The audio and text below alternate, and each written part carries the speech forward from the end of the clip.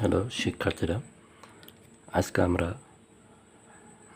একাদশ শ্রেণীর আইসিটি তৃতীয় অধ্যায়ের সংখ্যা পদ্ধতি প্রথম অংশের বাইনারি সংখ্যা থেকে দশমিক সংখ্যা রূপান্তরে একটা নিয়ম করব। দেখো, এখানে কিছু বাইনারি সংখ্যা আছে।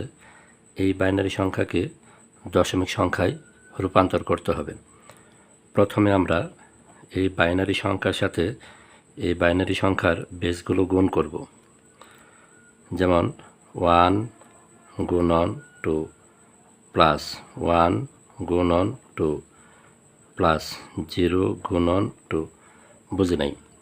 এখানে বিষয়টা হচ্ছে এই 1-এর সাথে আমি 2 গুণ করছি, মাঝখানে ইন্টুটা প্লাস হয়ে গেছে। এই 1-এর সঙ্গে আমি 2 গুণ করছি, মাঝখানে ইন্টুটা প্লাস হয়ে গেছে। আবার এই 0-র সঙ্গে 2 গুণ করছি, তাহলে মাঝখানে ইন্টুটা প্লাস হবে। পরবর্তী আরও 2টা 1 আছে, এই 1-এর সাথে আরও 2বার গুণ হবে। 1 গুণন 2, মাঝখানে গুণটা প্লাস হয়ে যাবে, আবার 1 গুণন 2। আর এই দশমিক সংখ্যার জন্য এখানে হবে প্লাস। এদিকে আরও 3টা বাইনারি সংখ্যা আছে, 1 গুণন 2 প্লাস 0 গুণন 2 প্লাস 1 গুণন 2। আমরা এই ডান দিক থেকে এই বাম থেকে ডান দিকে এইটুকুকে আমরা বলে থাকি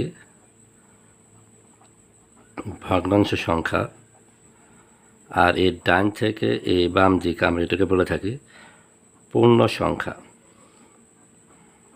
লিখে নিতে পারো, এটা লিখলে ভালো হয়।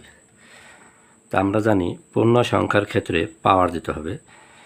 তো বাইনারি বেজের উপর পাওয়ার 0 থেকে শুরু হবে, তারপরে পরবর্তী 1, তার পরবর্তী 2, তার পরবর্তী 3, 4।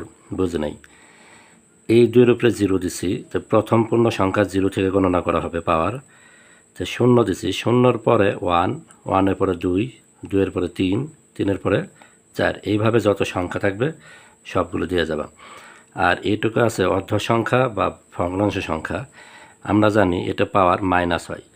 তা আমরা জানি 0-এর পরে পাওয়ার হচ্ছে -1, -2, -3। আমরা -1 থেকে দিয়ে যাব, যেখানে যে শেষ হয়।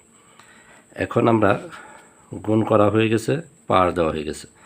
আমরা এখন মান বের করব। মানটা হচ্ছে 1 গুণন 2। যদি আমরা সাইন্টিফিকে করি, 1 এরকম 1